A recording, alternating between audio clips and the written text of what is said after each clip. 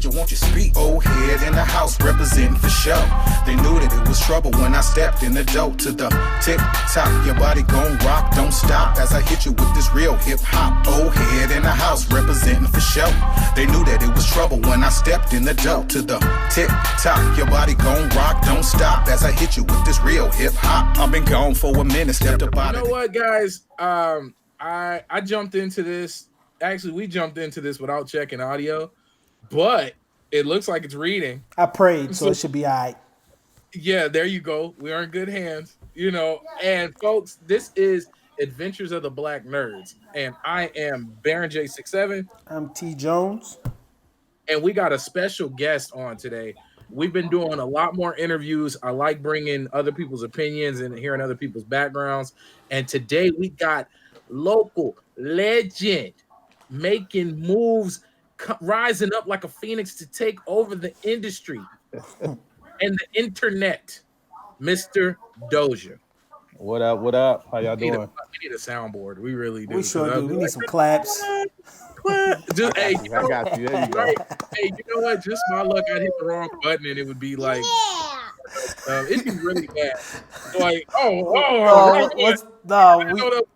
remember we talked about the whole soundboard thing, and we for sure was gonna have the King of the Hill one. No, about the buzz. God damn it, Bobby.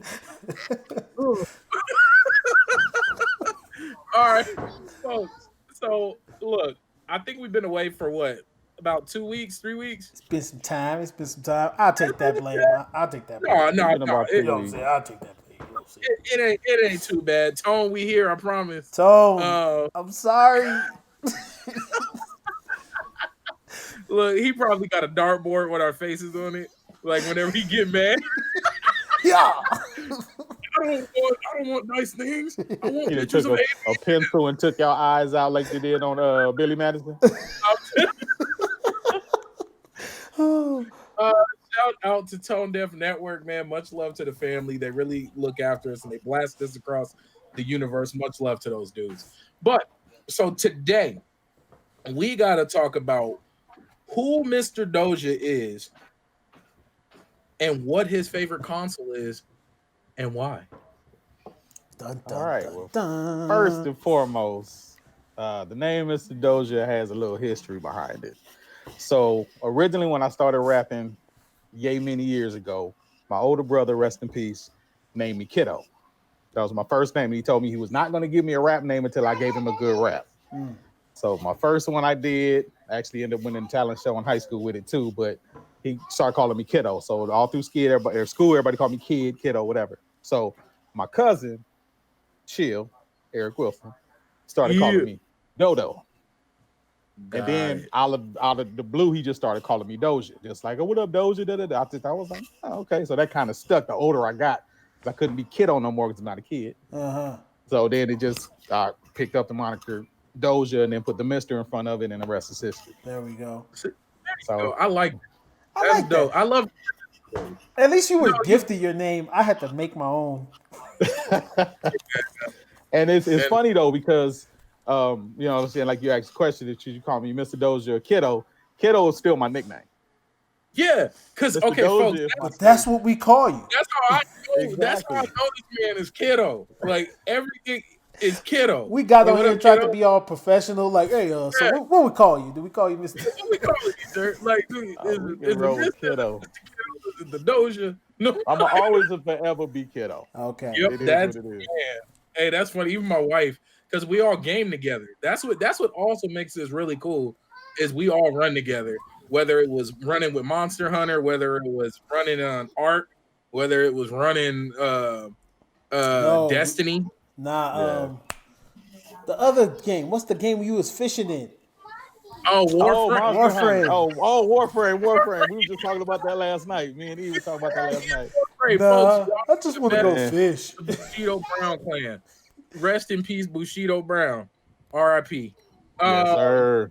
Yeah, man. Them old folks didn't have to take his head off like that. They sure did. And rest in peace, John Witherspoon, man. That's crazy. Yes. I ain't gonna lie, this may sound super selfish. I wish he would have held on for a good 10 more years because I needed that much more Boondocks. Exactly. Like, real talk. Dude, hey. I was watching the first episode last night and I came to tears, dog. They had me laughing. Oh my God. That's the party one, right? Yeah, the garden party. Yeah. Yep. Yes. Don't trust those new NYs over there. Sir. I was like, man, I don't know what they're gonna do with the season 4, man. I can't wait till my daughter hit 13. Or season 5. That's all we watching. Hey, see, I love that you guys are like good parents. My kids, we was just watching Clash of the Titans. Hey, you have to let them watch it. Yeah. Oh, I'd rather them see it with me than all of a sudden come home talking about we going to the dinner party. Exactly. Trust those new N-words over there. Do you know how much that would bother me? Exactly. Like, Daddy, don't trust those new N-words over there. Mm-hmm. And I just it's so cool to be able to like come together like this, and for us to have a platform where everybody can come and we love what you're doing and we want you to be able to just show it with whoever's watching us. Mm-hmm. You know, there's probably a ton of people who are going to hear about you for the first time just through this venue, and you're going to be able to reach a whole new source of people, and maybe vice versa. I love being able to do that, because I always felt that was the one thing that we were missing as a whole, as a community. It's just that ability to throw platforms for each other to stand on. Yeah, exactly. And knowing that we got this and it's dope, and being able to share it with friends, man, this is everything it's all been about. And I'm gonna get off my soapbox. You standing tall on that one. Man, I'm dying on this hill. So, kiddo, man, how'd you get into rapping? Well, my older brother, again, James, he was in the streets too, so they called him Bandit. But my brother James was a DJ for this group called PG-13 in Compton back in the 80s, the late 80s, early 90s. So I got my love of hip hop from him. Okay. And, you know, even before then, Fat Boys and Curtis Blow was always spinning in my brother's room. He was always bumping that. And my cousin Daenerys was always playing that. So, you know, since it started, we was always into it. We was always, you know, going. And so he did his DJ thing, and then he started rapping. So I believe the rap name he was going under at the time, before he passed, was XL. Was the rap name he was using. So he started rapping. I was like, well, if he can do it, I can do it. You know, just trying to follow my older brother footsteps, you know. And I'm going to tell his story, and people laugh at me every time I do. But when I first came out, I first tried to rap, my MC name was MC Skittle. That is legit. Trash. So that sounds like a great Xbox. And look, that's exactly what I was about to say. And the first rap I wrote, which my brother, this is when he banned me from being a rapper until I can come up with something better. And I was 14 at the time. It says, I'm MC Skittle. I'm going to make a riddle. I'm rocking on a mic like a cat plays a fiddle. When I'm on the stage, my crew is in rage. Search my posse, found a Uzi, but missed 12 gauge. Now, that's garbage. No. That's the last part. No, that's Ice-T. That's Ice-T. Yeah, that's the part I bit from Ice-T. Okay. So that was his first thing, was like, you can't say nothing nobody else said. You a biter, you can't do that or whatever. That was the first thing. Oh, and that was back then, that was real. You could not bite. My point. All. So that was the first thing. So he was like, nah, you can't do that. So I was like, all right, yes, baby. Mm-hmm. We all family, man. ABN. Exactly. ABN. That's what we do. Yes, baby. Here, I'm gonna give her my phone so she can have her until her mom get home. We all can relate. Bro, I legit had to put a lock on my door. Man, if I was in a room with a lock, I would do the same thing. It's completely understandable, bro, because like I didn't realize how much my kids came in and out of this room until I put a door up. I mean, put a lock up. Because as soon as I put the lock up, all of a sudden it sounds like The Walking Dead out there.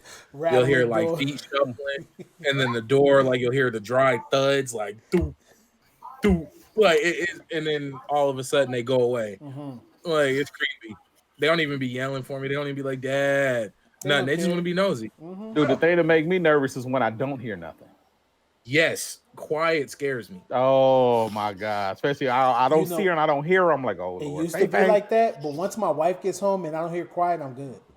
As Yeah, long me as too. she in the house, Yeah, if she in the yeah. house and I don't hear quiet, we good. Me Hey, but too. wait, Shout have out y'all to our had? wives. Yeah, shout out to the wives. Mm-hmm. Have y'all had the moments where y'all both thought y'all had the kids? Oh yes. Dude, That just happened today. hold on. My favorite moments when she first started walking, like we got the back door and we had the little magnet thing to keep so we can keep the door open. Yeah. So we in here talking. Well, I'm in here in the living room where I watch TV and my wife was in the room. So she come in the room and sit down next to me. We sitting there chopping it up. Like, wait a minute, where's the baby? So we run around the house trying to find her, dude. I swear, she was outside in the backyard chilling. Mm-hmm. Bro. Oh, that scared the mess out of me. Hey man, hey, and it's so crazy because you just get caught up in the moment. Yep. You in the sway of things, everything going good. You laughing. Hey, I ain't gonna lie, man. I done had a couple of times where it was just me and the girls, and then all of a sudden I blinked, and then I woke up. Yeah, I've been there before too, bro. I did a dad blink, close my eyes, and then open them. Like, why is a whole new movie on? Like, what is going on? Where am I? Exactly. Oh, Today's man. date. Oh God, man. Yeah. Man. And then kids. So I love it. Like I was saying about the whole music situation. So I mean, as a lot of people can see, I'm an older cat. You know, I got the gray and the beard and the whole nine. And like you introduced me, West Coast legend, whatever. A lot of people haven't heard of me because I fell off the radar for a long time. So, like I said, my older brother passed away in '94. The Monday after he passed, we were supposed to sign a record deal. Oh man. So we were supposed to go to my sister's house that Saturday. He called me and he was like, hey, we just gonna go tomorrow. I'm tired, this, that, and other. I was like, all right, cool, no problem. So we was gonna get up Sunday morning, go drive to my sister's house, spend the night.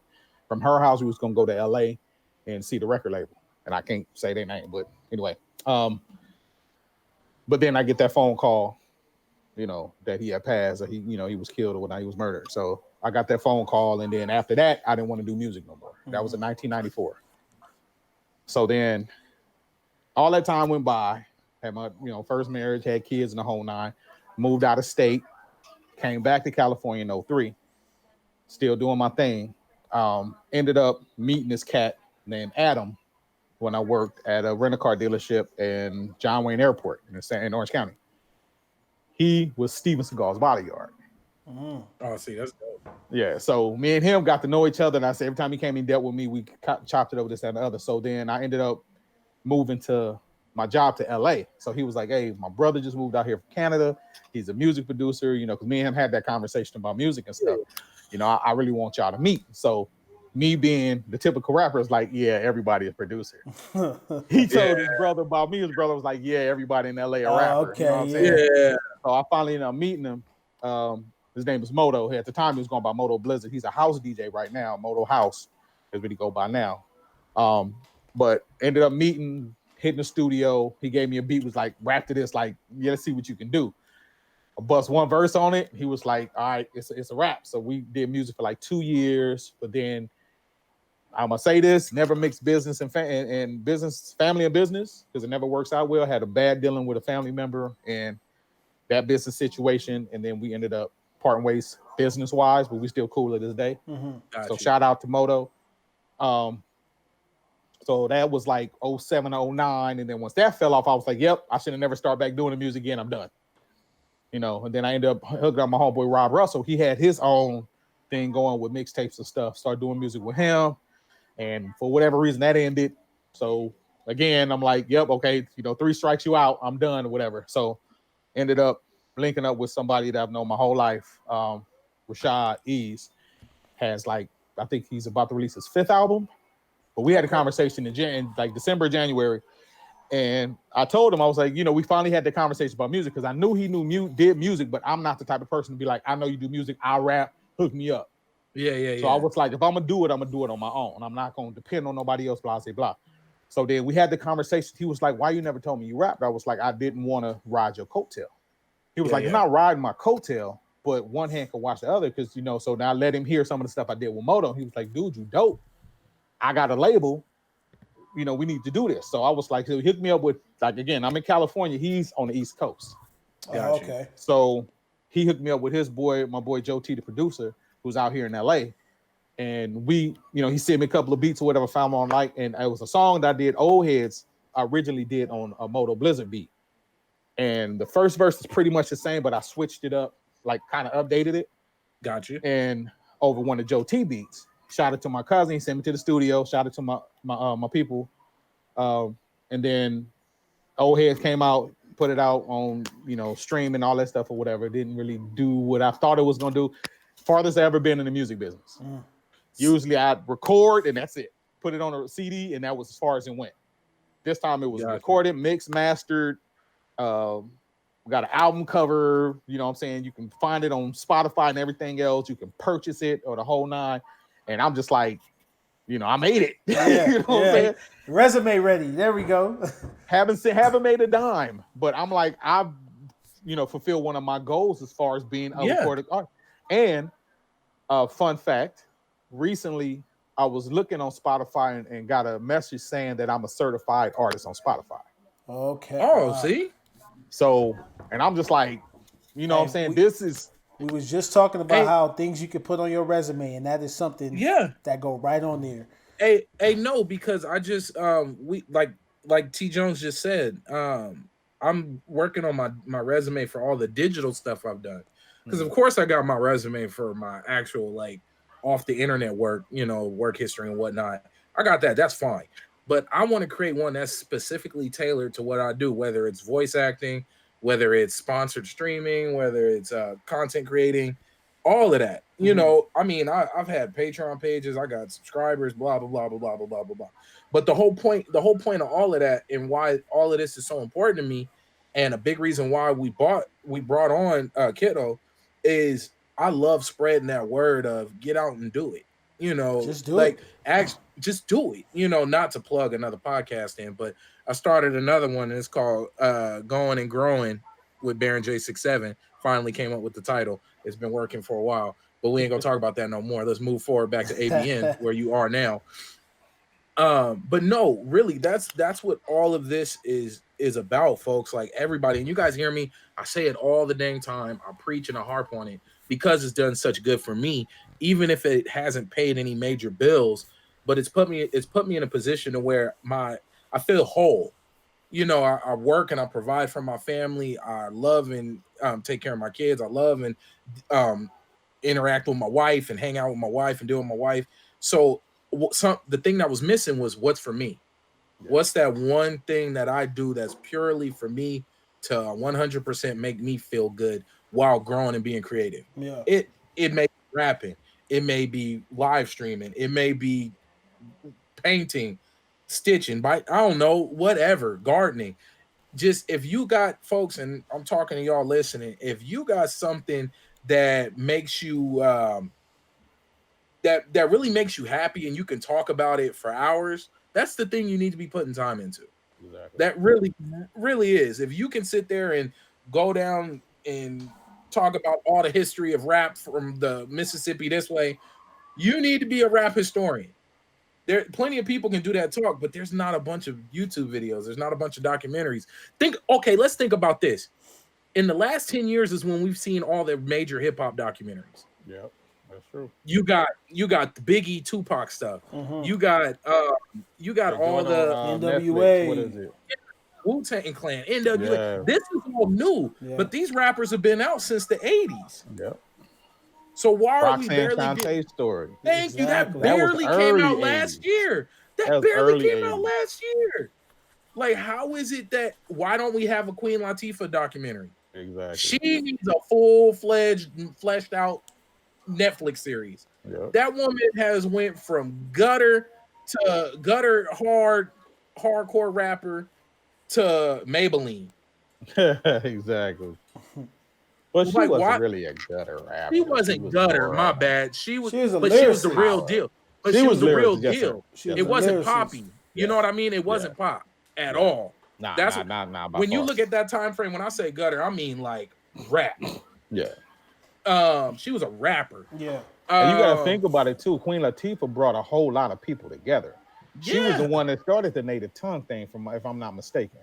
Oh, when everybody got together, yeah. A Tribe Called Quest, Leaders of New School. She's the, because you know what I'm saying, having all them together and coming up that. I mean, they did it together, but she was the mother of that clique. Yeah. You see what I'm saying? But yet most people only know her as a lady that played Ursula on Mermaid Live, Little Mermaid Live, which ain't a bad thing. Or Cleo. It's just another thing on her, another notch on her belt. So, but for you to become a verified artist, that's further than where a lot of people go because they don't just do it. You know what I'm saying? Like you've done it and made it to that point. So that's a feat right there that a lot of people haven't gotten to, which is dope. Exactly. I love it. Yeah. And you again, took the step. And like you said, taking that step, because to be all honest with you, when it first got when he first asked me to do it, I was kind of like hemming and hawing about it, and I talked to my wife about it. And my wife was like, this is your passion, it's just all you talk about.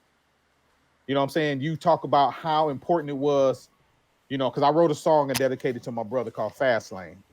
And I've been trying to get that recorded and put out since I wrote it in 2007.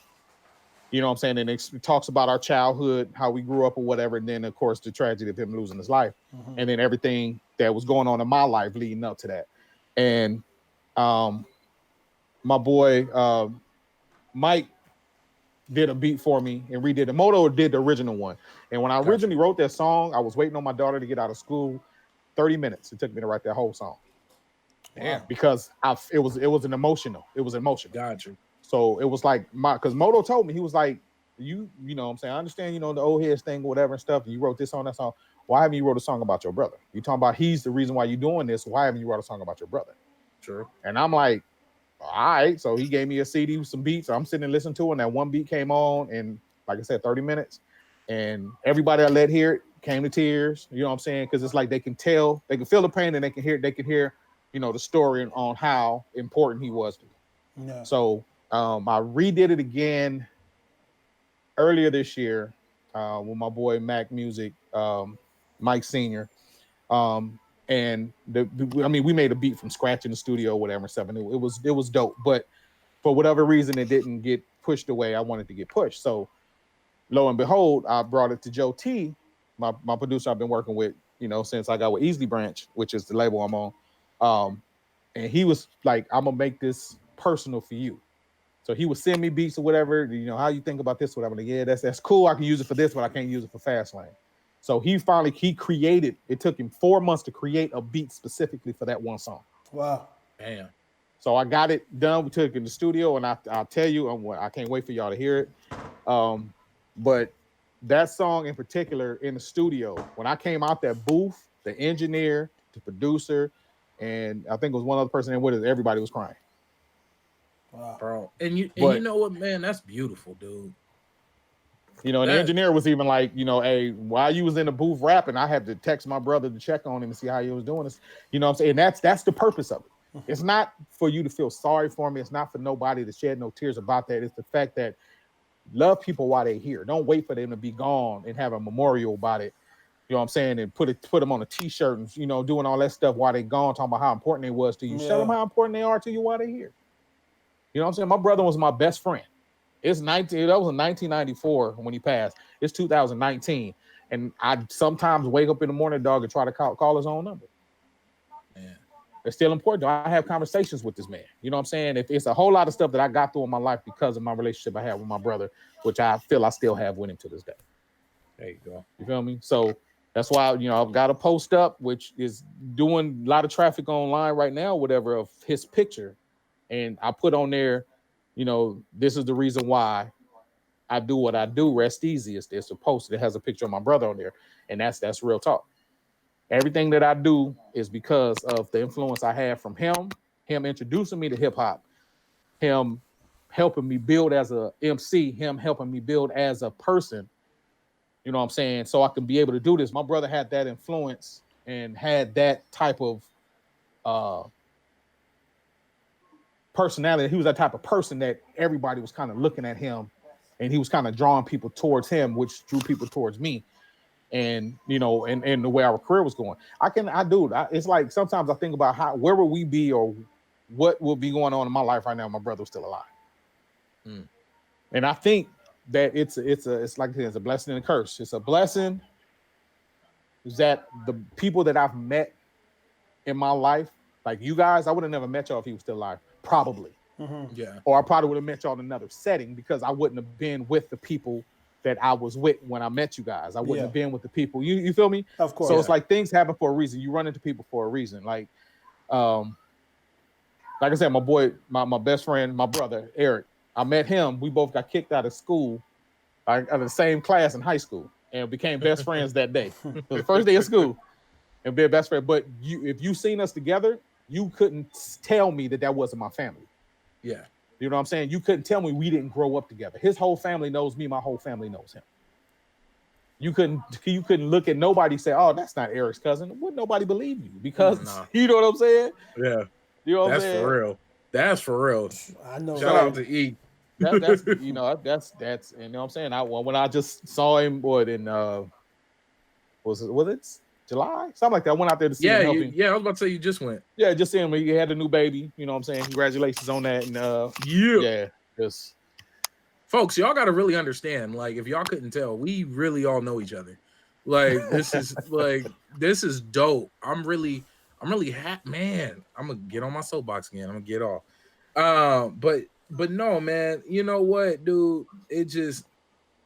I'm so happy that you're taking that step and you're progressing and you're following your passion and you pushing it, because like a lot of people would have just let it go. And you know what? One of the things. Oh, go ahead, T. No, I was just gonna say I'm enjoying your story. I think the way you talk about your brother, you can tell that he continues to motivate you.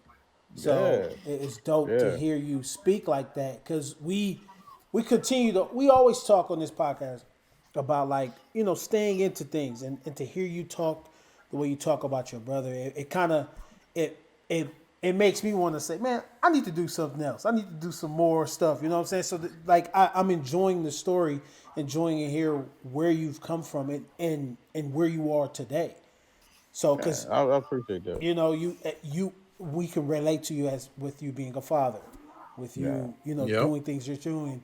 It kind of puts my smile on my face to hear you tell these stories, because it's like, damn, man, I truly enjoy this. But you know, it'll be easy for me to talk about all the negative stuff I did in my life, all the criminal activity in the past, and you know what typical rappers talk about in their interviews. Yeah, I'm not a typical rapper. Yeah, you feel me? You know, I'm an MC first and foremost. I ain't even a rapper. I'm an MC. Let's do it that way. There's a difference between a rapper and a real MC. I say that in one of my songs. Anyway, actually, on the old heads, I say that. But but my thing is, I was kind of deterred. It was even after Old Head came out and it didn't do what I, figured it would do or whatever. But again, never been that far, didn't know what to expect. So I'm like, maybe it's because of my age. Maybe it's because, this and the other. But then what my wife and what Rashad told me, Doc, shout out to Doc East, what he told me was, have you ever seen, how many old singers do you see on stage right now? Ain't the Isley Brothers still performing? Yep. And Jagger still out there performing? Maze, all of them. Frankie Beverly. Aerosmith is still performing. So why I just haven't, I didn't even think that far. That's what I'm saying. All of these, dude, Guy is back on tour, Keith Sweat, all these cats from our childhood, or my childhood, y'all, you know what I mean? You know what I'm saying? So, but my point is, you don't put an age on no other genre but hip hop. Yep, that's the only one. And the reason why I even use the terminology old heads is that's what the youngsters call older cats. Yeah. Yep. Yeah, you fucking with an old head, part of my language. But you messing with an old head. Yeah. That's a different conversation, because you're right about that. Hip hop is that one generation where it's dubbed the young man's game, and I think that's kind of to an extent, man. That's, as I'm sitting here thinking about it, it's kind of like, I can understand both sides of the ball. But I can tell you, you name me one rapper out now that can out rap KRS-One? Name one. None. That can out rap Rakim? Name one. None. That Kane. Name That one. can keep. They can keep. Okay, up. all right. Well, all right, because I think J. Cole is talented enough to stand in the ring. J. Cole or Kendrick. Yeah, so can keep I mean, up with him. when you say new rapper, are you mean like because like you said, an MC and when you said the difference between an MC and a rapper, that is a good way to look at it because there's a lot of rappers out here. I mean, everybody can rap. That's my point. You know, that's my point. So it's like when you sit down and you listen to when I listen, and I like rapidy rap, like I call it rapidy rap shit. Like I like when people really break. Like I'm a lyrics guy, and this is why when me and Baron vibe off music, he's not. I get ratchet. Give me the beats. he was like, you ain't got no Young Jeezy. Hey, OJ the Juice Man still fire. I'm glad you said that because it's not even what they're saying that's making them popular. It's the hook and the beat. Yeah. Yep, that's what I need. I'm a that's all he can. He said, he's little babe. All it takes for the fire beat because you notice any concert you ever see on social media, everybody's rapping the hook. Nobody's rapping in the middle of the day. Nobody. Yeah. That's why Designer is still successful. Man, I think it's Designer. Timmy Turner. That's my hit. Yeah, I run Timmy Turner. I can't. Man, that's I want to pull my hair out. Hey, real talk. That's what I just found out recently. What? You remember that song that Bruno Mars did with old boy Don't Believe Me, Just Watch? Don't Believe Me, Just Watch. Did you know that nigga has borrowed that part from Trinidad James? Yeah. He got writing credit on that song. I didn't know that. Hey, but look, see, simplicity is key, folks. Trinidad James. If you don't learn nothing, else, Trinidad James just got paid threefold running in all these. I'm gonna tell you like this. My big homeboy, Jerome, sent me that song when it first came out. And I tell you, that song was in rotation on my CD player because it was more so as a joke. It was funny to me, but it's catchy. Yep. Catchy. I want to say Anthony, my cousin, shout out to Ant. I want to say he was living in Alabama at the time. And he sent it to me. He was like, this is going to be a hitter, watch. Gold all of my mouth. Gold all of my watch. Yes, sir. Don't believe me, just watch. Say that. You remember the group called the Phil Mob? Yeah. Yeah. So when I was living in Virginia, a mixtape came out. It had the Phil Mob on it. It had a couple of other Southern rappers that weren't even out or mainstream yet on a mixtape. Phil Mob's album was dope. My mom. Yes, sir. Yes, sir. Hey, they got a line. That's my joint. Yes. That's my joint. Yes. That is a classic. That is classic. But that song they had on there, Haters was on the CD. People talking about it. That's nuts. Because most people don't. I know there's a bunch of people who haven't heard it. But you know, a lot of people heard of them after they signed to Disturbing the Peace. Yeah. There you go. And it was on that song Georgia with Ludacris. Because I remember me and you blasting that album.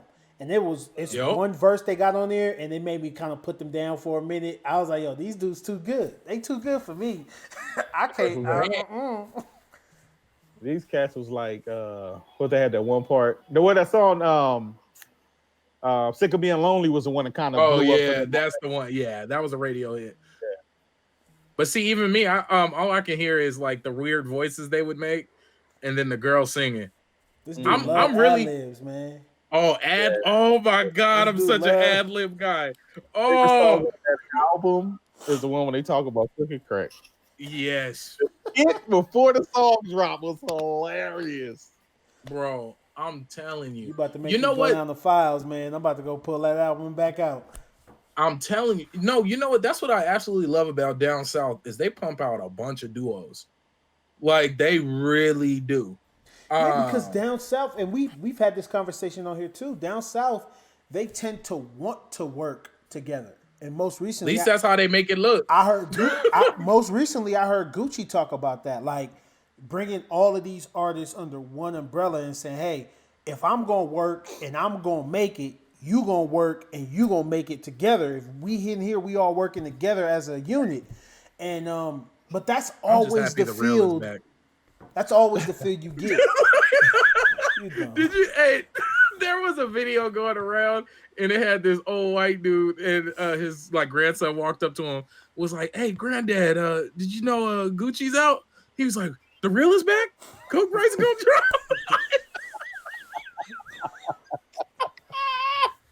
Hey, yo, hey, okay. So speaking of rap groups, now shout out to Ann again because he always picks on me about it. I love the Diplomats.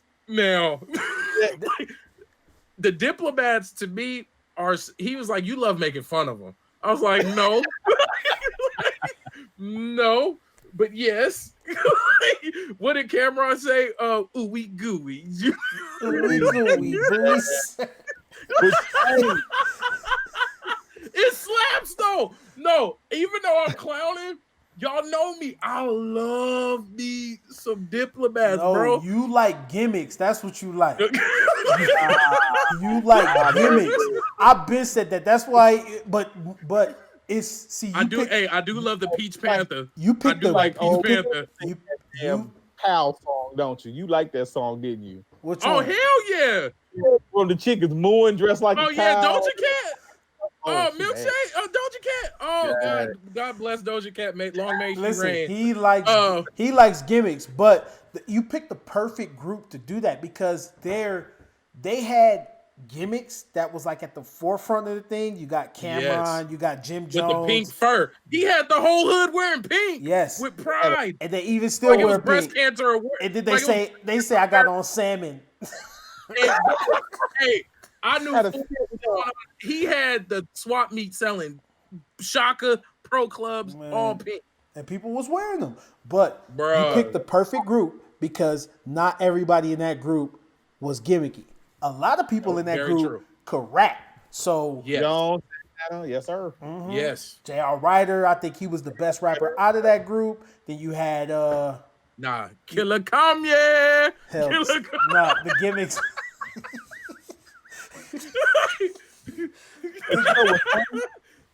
when Cameron and Mace was rapping together, that's when Cameron was the hardest. Hey, didn't Mace see Cam can rap? Yes, Cameron can rap. Man, Cameron can play basketball and he can talk a good game. That's it. Well, look, I'm gonna just tell you this: Tim's and pink fur coats will forever be a staple in hip hop history due to Killer Kanye. I'm gonna give it. What you say? Ooey gooey, booey shooey, tutti fruity. Nah. Hey, real talk. That's how them rappers nowadays is rapping too, though. Yeah, you're right. You're right, and that's why Cameron is number one now. Oh yeah, that comes back. Yeah. If you talk good about rappers nowadays, which I found myself doing, I'm like, oh man, you got to give these new cats a try, man. Like, listen to it. It's kind of dope. It kind of hits you. It hits you different. But then you find yourself like, I think Cameron was on to something. He was.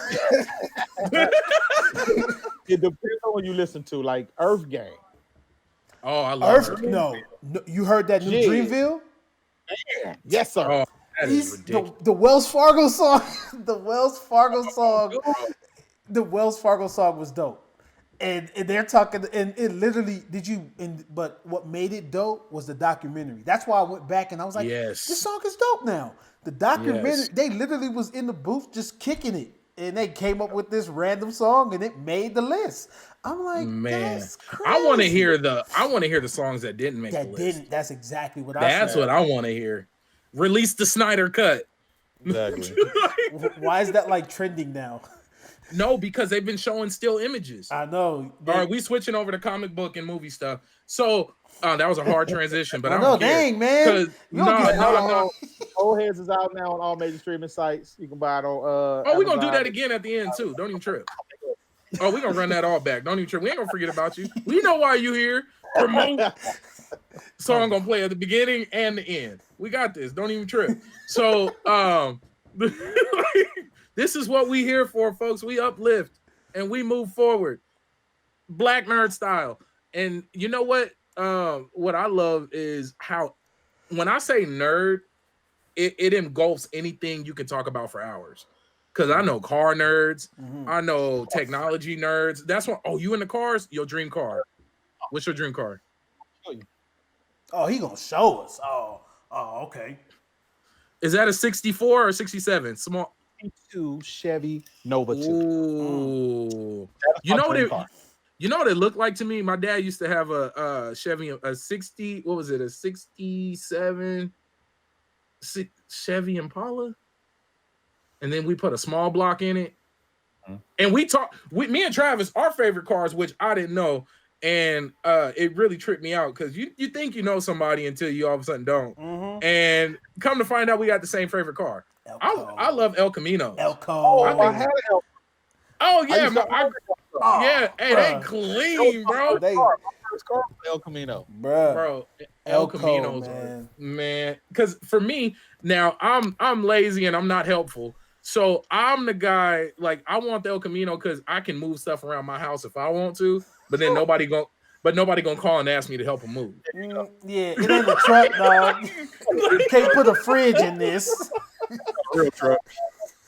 I don't know with them rims on there. I don't know if you can hold this refrigerator in the back of your truck. Yeah, I can't move that microwave. Yeah, that's You gonna put that half? He said, "Hey, you can put the bags in there, but don't put that microwave in there. You can't. Don't do that. No, that's too much. You know, I got a bad suspension. Struts going out. What year El Camino? Man. Ooh, I don't like the what's I the like the older box ones? That's the one I had. I had the box one with the Euro front end. Yeah. Yep. Any year with the box ones, that's what I want. Yeah, but the box bills. I had my because I had a 79. Okay. Ooh. I had a 79. And that was my first experience with a carjacking. Harold, you know what I'm saying? Oh, damn. Welcome to sunny California. Yeah. You know that was back in the day. That man. Yeah. So your car was like, see, you know, it's crazy how people I just trip out on how crime is still committed and you got all this technology. Like now people just do it and you see their face. But but the trippy thing is nobody ever talk about them getting caught. Like all these crimes, like I'm part of the whole ring community, which I don't know how in the hell I lived without a ring beforehand. I guess I just trusted in God and went to work and came home. He's like, I'll take the risk. Roll the dice every day. Now I know what the mailman looked like and all that. But besides the point, I just love that people just still commit crimes at the same rate. Yeah, man, it's mind-boggling. And they be looking at the camera like this, like. You know, my favorite thing is when they show somebody has a video on YouTube of everybody that got hurt trying to steal stuff in front of people's houses. Oh yeah. I love it. Instant karma is my favorite thing. I say, no, you see I'm what? related to Karma. That's the homie. I know Karma personally.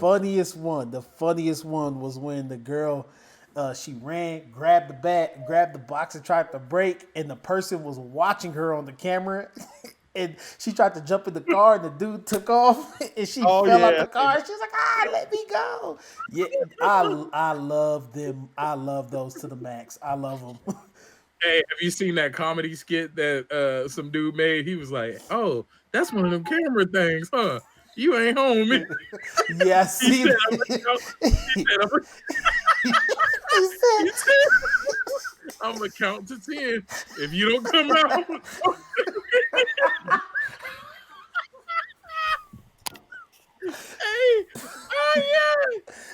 hey, and you know he looks like it's doodle baby. He was in there ashy. He was like, "If you don't come out, I'm gonna come in." He was like, "You ain't home, bitch. You." It instantly went from a robbery to a horror movie. Bro, I didn't know. True story on that. So my brother-in-law is a tech guru. So he had that Google Home in his house, right? Oh, damn. So he and his family was gone. He came back home, turned the lights on, and they said, "Oh, you startled me." Oh, no, I'm good, bro. He unplugged everything. Hey, except for the ring. I'm busting shots. Hey, real shit. No, like I was watching. Bro, I was watching a YouTuber, and she was just going on about different whatevers, and then you hear Alexa in the background like, "Oh, is everything okay?" And she was like, "What? Oh, hell no, bro! I'm not.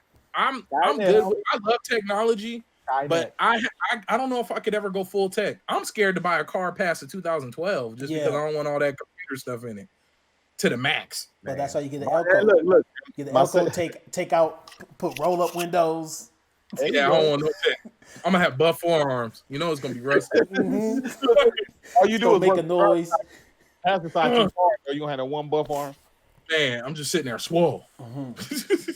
But nah, dude, going full tech, it actually scares me. Just like going full digital, just like going even cloud service. We were talking about cloud service before we got on. They got quantum computers now. It's a fact. Now, of course, at this point, it's super infancy and they can only do like remedial things.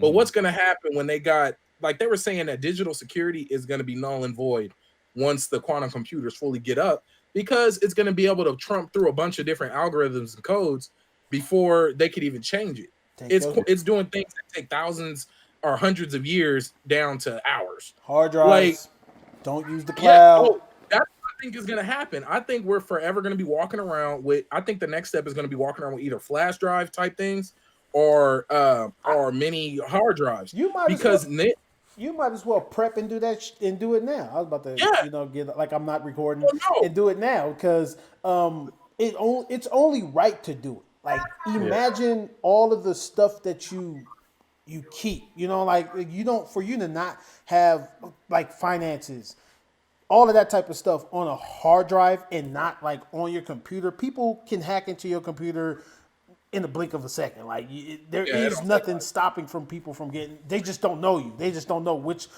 they drive. Like people drive through neighborhoods with their laptops and take people's music. Network open. Yeah. And see who has a network open. I knew a guy. Network's open. Oh, I can see every device on this network. What music they got? What movies they got? Oh, they got pictures on here. Let's see what they got on it. It's crazy. Right. Real talk. If they want to hack my bank account, by all means. It's funny, bro. When I blow up, I'm gonna have a heart. You know what's funny? I've gotten to the point where I don't even keep cash in my bank account anymore. Everything is stored elsewhere, not on because I use that card so much. I'm good, and then I've started to transition into not using debit at all. I'd rather use somebody else's money and pay them back. Let me pay you back because if you take this, it's insured. Oh, smart. Hey, and it's just because the way you have to progress. You get nothing out of staying stagnant in 2019. Well, I found out recently, which, this is some nerd shit too. My brother, Dragon Wolf Tech is his thing, but he's heavy into crypto. Yeah, see?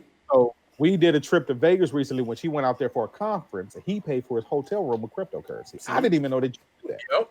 Oh, look, trip out on this. If you go to your local mall, they got a kiosk, not even a kiosk. They got machines, Yeah, they got ATM crypto. Yeah. They got a whole gas station in LA, downtown LA. Yeah. But I mean it's just, ATMs, but it's like it's a freaking bank. Yeah. Yeah. Hey, it's you know what, man? When I seen what let me know it was gonna be real, I want to say Microsoft and Amazon started accepting Bitcoin and Ethereum. Yeah. I want to say that's what happened. And once you get to that point, it's game over. Because I think what'll really solidify it is when you can start using it at gas stations, like pumping gas. Yeah. That's when it's going to be super streamlined. What's funny is that if you own a whole Bitcoin, that's a career for money. Yeah.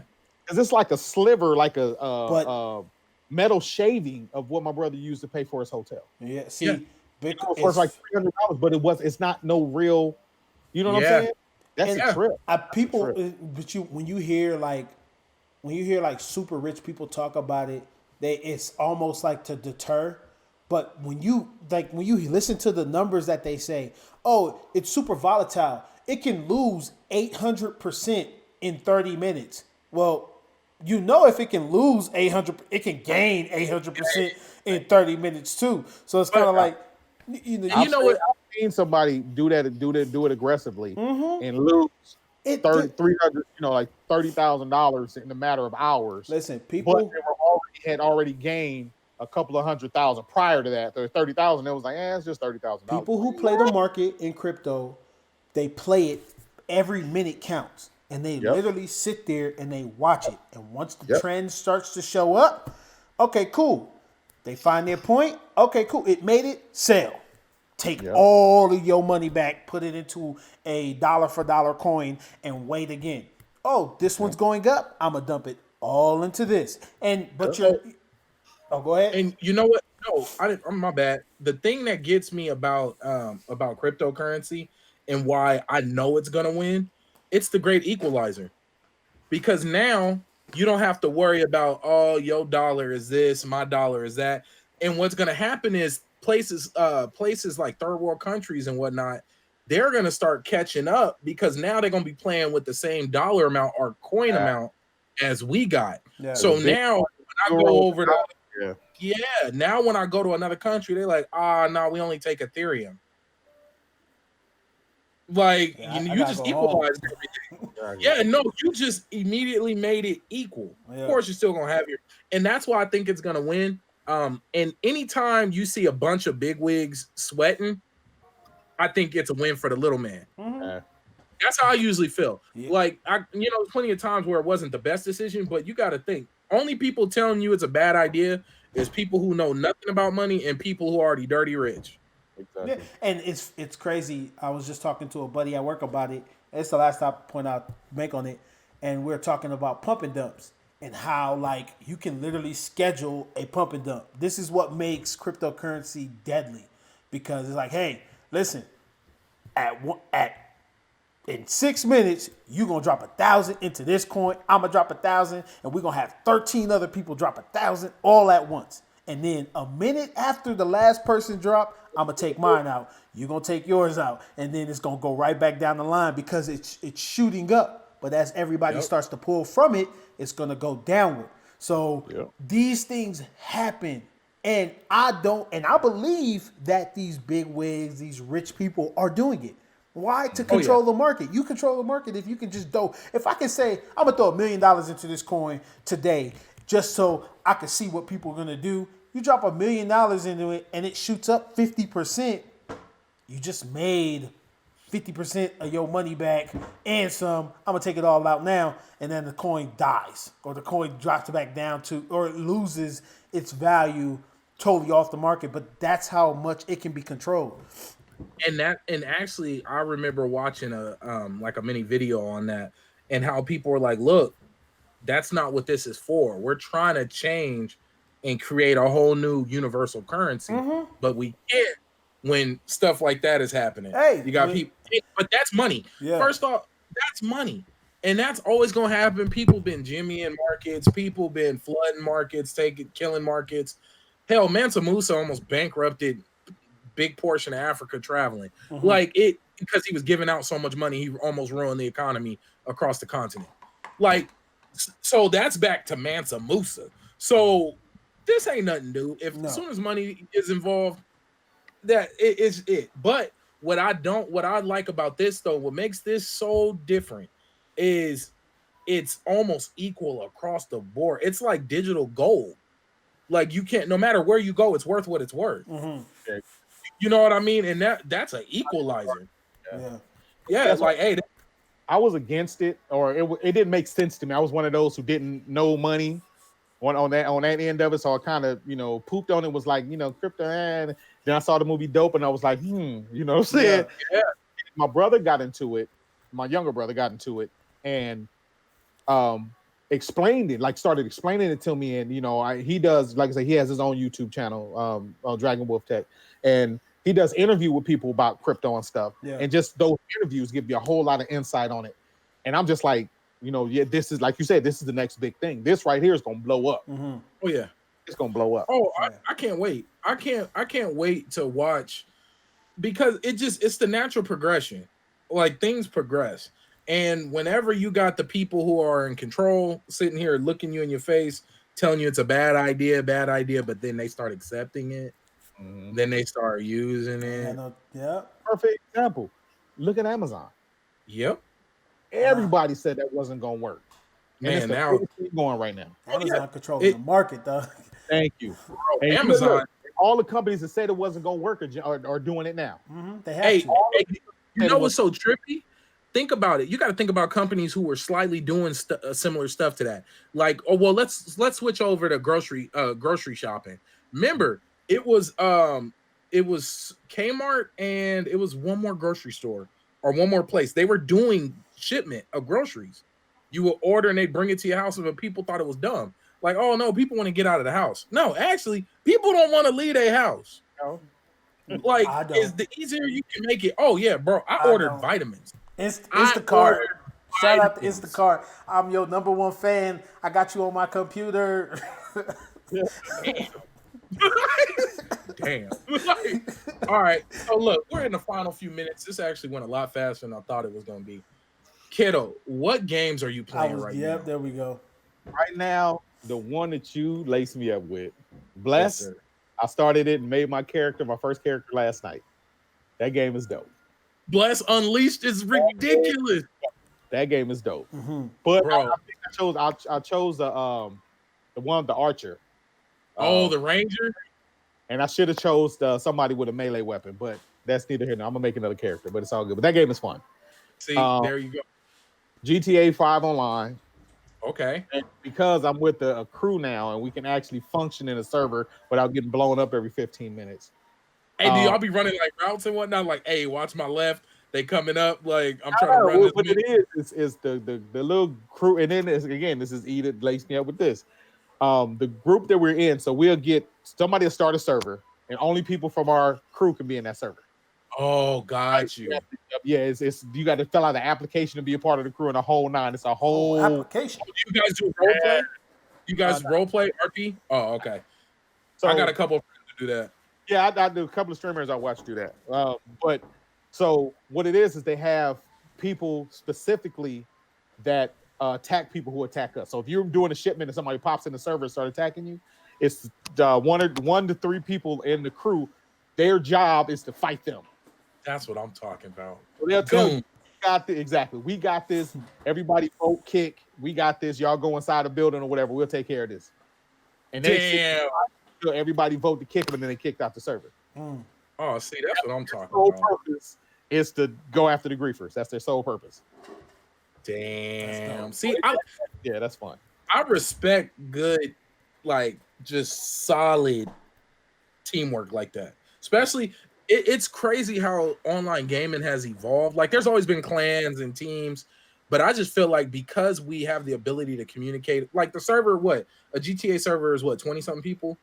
Yeah, but we have a Discord server that we communicate through. Thank you. That's the point I was about to make. So here it is. Thank you. So here it is. You got 20 maxed out, but then you'll have 100 on deck in the Discord server. Hey, we need one.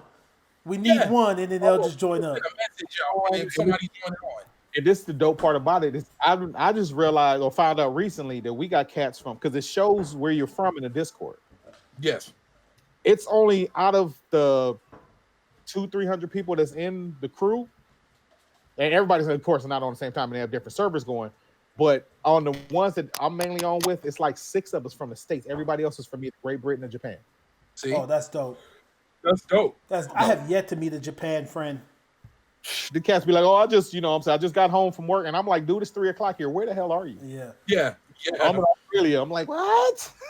Man, hey, that's one thing that sucks. As much as I love the Discord that I'm a part of, shout out to Streamers Hideout, I got to get more West Coast people on, because a lot of people are from Great Britain or East Coast. So everybody's hitting me up talking about good morning, and I'm ready to go to sleep. Exactly. Like, it's crazy. But it is what it is. It's the internet. So you playing GTA 5, Blessed Unleashed. What else? Did you try out Destiny yet? Yes, yesterday. I played Destiny yesterday. Destiny 2 was the first time. So, but I realized I need the expansion in order to do more than I'm doing. You know what I'm saying? Yeah. But Black Friday's right around the corner, so it's all good. Yeah, before, but listen, as a Destiny the guy, I would just try out everything within the free version first before you buy the expansion. Yeah, really good because they've given so much away for free. Well, yeah, for you it'll be for free. That you can try the full game, and it's not almost the full game in its entirety before you say, I would like to dive deeper into whatever else you got going on, whether it's story mode stuff. I gotta go piss. Much love, y'all. BaronJ67. Y'all do your thing. So, that's the only thing I got to say. Just try it out. Try it out to its entirety before you go ahead and that's what I'll do. So, and then I'm still trying to grind out Gears of War 5. I have not. I think I beat one Gears of War. I beat all the first 4 I've beat. Okay. That's why I'm so hooked on the story. The storyline is amazing. Yeah.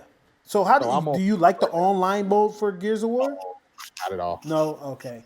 Because it's a cover to shoot. I like watching it competitively, but I'm just lost when you get into the motion. Like, how are you switching walls so fast? Like, I get lost during that motion. But my wife, when my wife bought me my first Xbox, and that was the game she bought with it. Was Gears of War, I think 3, I want to say. Oh, you had a 360? Yeah. So when she bought me that 360, she bought me Gears of War, and I think that was the Gears of War story mode I beat. Because in games like that, I like to dive through the story first, and then I jump online. But I tried the online, and it really wasn't for me that much. Yeah, I don't like it. Yeah. And then other than that, I just jumped into Destiny. So that's pretty much what I'm playing right now. I'm waiting for, again, Black Friday so I can get the new COD because I want to play the storyline on that. I don't even care about the online on that. Yeah. Story. You know what I'm saying? Because I miss the campaigns. Look, even though I'm so glad that they finally made Modern Warfare 2 backwards compatible last year. Mm-hmm. My thing on a day where I'm not doing anything is to play all 3 campaigns back to back. Okay. That's what I'm the same thing with Black. I play World at War first, and then play all the 2. Have you beat Modern Warfare 2's campaign on hard mode?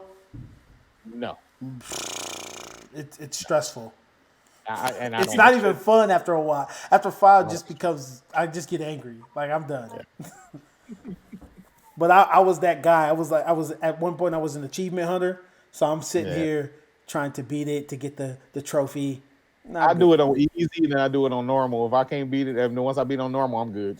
I'm good. Hey, now you don't need to go extreme. I'm good. Yeah, it was what was it? It was Resident Evil that when you had to beat it. Well, Resident Evil 5 wasn't that bad. You had to beat it on because when PlayStation 3 came out, I think it was Metal Gear Solid. Everybody complained that you had to beat the game 3 times. Well, why can't I just go straight to hard, beat it, and get all the trophies for all of them? So you have to beat it easy, then normal, then hard? Then hard, yeah. So Resident Evil 5 was the first game where it was like straight to hard mode. I'm going to beat it on hard mode and then see. And I could not do it. I got to a part where I was just stuck in this infinite loop fighting this boss. So I went back, beat it on normal. Then they give you because Resident Evil, after you beat it, they give you a special gun that you can carry, like infinite ammo, whatever the type deal. Yeah. That was my first game that I had beat or tried to at least play on hard first, then straight to, but it didn't work out as planned. Yeah, I'm a normal mode guy myself. I can't. I want to enjoy the game. Thank you. I can't enjoy the game when all the enemies in the whole entire game is coming at me on the first level. I'm good. Hey, there was one game I played on hardcore and it was fun. I think it was Breakpoint. It might have been Ghost Recon. I played it and it just felt immersive. Like we was really out there. No, a game was ugly. Like I didn't even like the game. Trying it on hard was The Division, the first one. Because those missions are like to solo one of those missions at when it first came out was like, oh, okay, cool. It was like something you post on YouTube. Like, hey, I soloed this mission, whatever, on this mode. On hard mode, you couldn't do nothing. You're blind firing everything. You're running out of ammo. You're diving and getting clipped. I'm cool, man. I'm done. So that game was frustrating. Not only because of that, but because of a plethora of other things when it first came out. But we ain't gonna talk about that. So, boo, Anthem, boo. That was heartbreaking. My bad. I just knew it. I did a video on it. I knew it. What was the other game I was booing? Watch Dogs. Boo, Watch Dogs. You suck. And you know what made it so bad? I was hurt. And I platinum Assassin's Creed 2. What's up, Ubisoft? I platinum Assassin's Creed 2 and you collected all the feathers? I collected all the feathers. Damn. All of them. You want a hug? Yes. You hug. Then you give me Watch Dogs. You give me Watch Dogs after I do this with the Assassin's Creed. You should be ashamed of yourself. The disrespect. Mm-hmm. And you know what made it worse is they hyped it up so much. Yeah, they did. Like if they wouldn't have hyped it up, it would have just been a run-of-the-mill game like that Anthem. People bought and played. You know how dope it was when it was like, oh, you can drive, and then you hack the computer in the street, and then the bars come up, and then it stops the people. I was like, that is crazy. Then when you do it, you can't do it. It's like once in a blue moon. It's like in the story you get like mission. one moment. Yeah. Well, folks, we hit that mark. Dang, I took a bathroom break for real.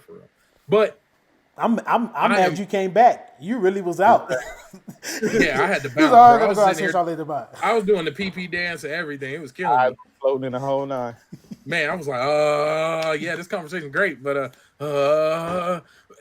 hey, but no, for real, folks. So you guys on Spotify, where else? Spotify, Apple, Google, Tidal, Tidal, whatever it's called. And he said Tidal. I quit. That's how Method Man spell it. Oh God. Much love to Beyonce and the Beehive. Look, folks, check out Mista Doesha. We'll put all the links below where you can find them. And Old Heads is a hitter. It's got that bounce. It's got the lyrics and it's got the bounce. I love it for the bounce. He could have been humming the whole track like Kid Cudi, and I'd have felt it. That bounce is right. So go ahead and check that out. We'll make sure to have that below. You probably heard it in the beginning of this, and you'll hear it again at the end if our engineer allow it. I talk like I do it, but I do none of these things. I got you, dog. I got you. See, there you go. But I'm BaronJ67. I'm TJones. Thank you again, kiddo. No problem at all. Mista Doesha. Hey, wait, you got any new projects coming out soon before we go? Actually, the Easily Branch is dropping the Dean's List album pretty soon, which I'm featured on. And that's, like we was talking earlier about the collective. We have people from New York, North Carolina, California, Alabama, all over the place on that album. So that's the next project that we're doing. And then my first full album will be out next year. It's called The Message. Got you. And what social media can people find you at? Mista Doesha on Instagram, Mista Doesha on Facebook, on Twitter. There you go. And then the website is MistaDoesha.net. See, there you go. MistaDoesha. There you go. And we'll make sure to put that correct in the comment in the thing below. Much love, man. And we are out of here. Peace. Out of the game, came home and found that mumble rappers running this thing. Twitter beefing, reckless speaking was the norm nowadays. I remember the beginning, the start of the game. Went from battle rap to packing straps, today's the age of appeal. Rappers changed their religion for a funky ass deal. Back then, it was all about the style and finesse. Nowadays, platinum rappers wearing bulletproof vests, packing Macs in they backpacks, acting real dumb. Lord, what I wouldn't give to do a show without a gun. Pop, lock, and roller skating was the shit in my day. Now they popping shots and skating on them 20-inch blades, Cadillacs and Impala dollars. On Dana's was a thing. Nowadays, foreign whips with them fake booty dames. Mr. Doja got the heat, Joe T's on the track. Doc Ease is a beast player, please like that. Old head in the house representing for show. They knew that it was trouble when I stepped in the dope to the tick tock. Your body gon' rock, don't stop as I hit you with this real hip hop.